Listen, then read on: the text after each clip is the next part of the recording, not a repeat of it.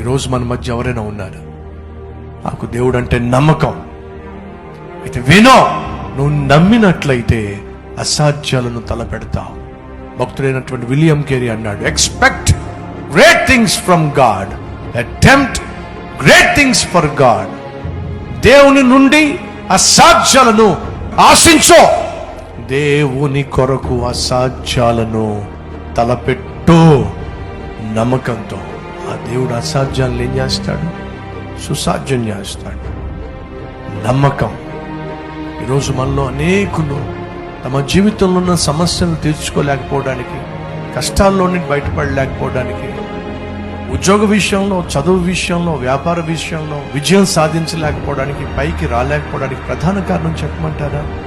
దేవుని పట్ల నమ్మకం లేకపోవడం, వాళ్ళ మీద వాళ్ళకి నమ్మకం లేకపోవడం.